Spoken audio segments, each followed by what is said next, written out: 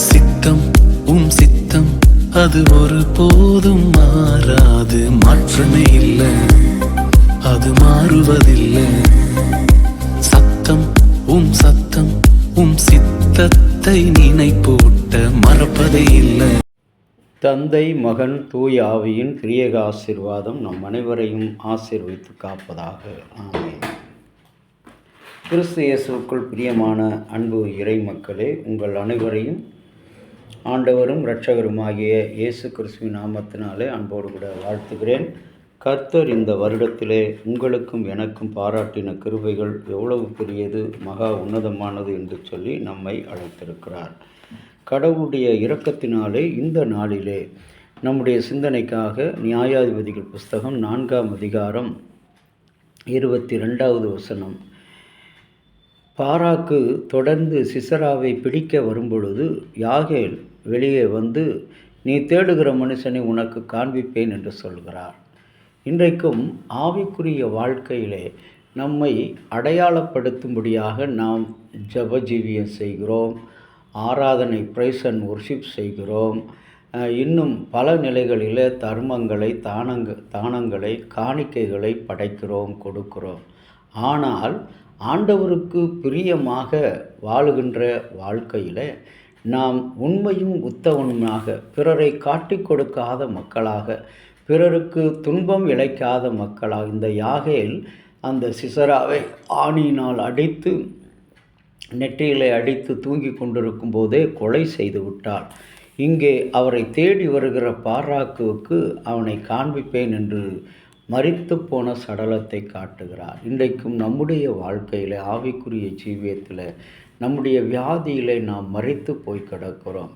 நம்மை ஆண்டவரிடத்தில் காண்பிக்க யார் இருக்கிறார், நம்மை விசாரிக்க யார் இருக்கிறார்? இன்றைக்கு அருமையான தேவனுடைய பிள்ளையே, உன்னுடைய வாழ்க்கையில் நீ விசாரிப்பற்ற ஒரு மனிதனாக, தேவையற்ற ஒரு மனிதனாக, பல நிலைகளில் வெறுக்கப்படுகிற ஒரு மனிதனாக நீ காணப்பட்டால் இன்றைக்கு கர்த்தர் கரத்திலே நீ நேர்த்தியுள்ள மனிதனாக அழைக்கப்படுகிறார்.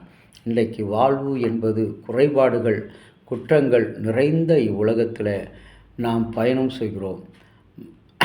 பயணம் செய்யும் பொழுது வழியிலே நாம் மலைகள், பள்ளத்தாக்குகள், ஆறுகள், சமவெளிகள், போக்குவரத்து நிறைந்த நெடுஞ்சாலைகள், ஆள் நடமாட்டம் இல்லாத அமைதியான சாலைகள், உயர்வுகள், தாழ்வுகள், மகிழ்ச்சிகள், துக்கங்கள், போராட்டங்கள், இழப்புகள், அநேக நொறுங்கின இதயம், தனிமை ஆகியவற்றை சந்திக்கிறோம்.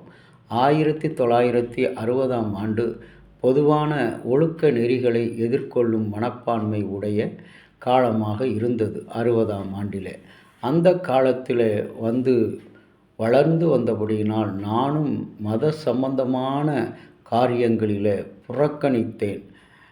என் வாழ்நாள் முழுவதும் ஆலயத்திற்கு சென்று வந்திருக்கிறேன். ஆனால் நான் 20 வயதை கடந்த காலகட்டத்தில் ஒரு பயங்கரமான விபத்தை சந்தித்த பின்புதான் விசுவாசத்தை காண்பித்த அன்பினை பற்றி பிறருக்கு அறிவித்து வருவதில் செலவிட்டு வந்தேன்.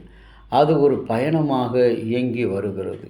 நமது வாழ்வு பயணத்தில் நாம் சந்திக்கின்ற சவால்கள், நமக்கு எதிராக எழுந்தினவர்கள், நம்மை காட்டிக் கொடுத்தவர்கள், நம்மீது குற்றம் சுமத்தியவர்கள், இவர்களுக்கு முன்பாக நாம் ஒரு சாட்சியாக, சவால் நிறைந்த சாட்சியாக, நமக்கு கிடைத்திருக்கிற வாய்ப்புகளை உறுதியோடு சந்திக்க நாம் ஒருபோதும் கைவிடாமல் நம்மோடு கூட எப்பொழுதும் இருப்பேன் என்று தேவன் வாக்களித்திருக்கிறார்.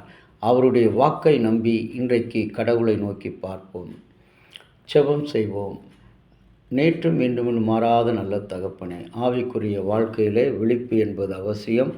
பிறருக்கு விரோதமாக எங்களோடு இருந்து கொண்டு எங்களை காட்டிக் கொடுக்கிற அநேகர், என்னோடு பழகி கொண்டு எனக்கு விரோதமாய் செயல்படுகிற மனிதர்கள், என்னிடத்தில் பணி செய்து கொண்டு எனக்கு விரோதமாக செயல்படுகிற மனிதன், இவர்களை எல்லாம் எனக்கு அடையாளம் காட்டி கொடுத்தபடினாலும் ஸ்தோத்தரிக்கிறேன். இன்றைய நாளின் சிந்தனைப்படி நாங்களும் இந்த குறைவுள்ள வாழ்வு பயணத்தில் உறுதியாய் உண்மையாய் உம்மை பின்பற்றி நடக்க துணை புரிந்தரணும்.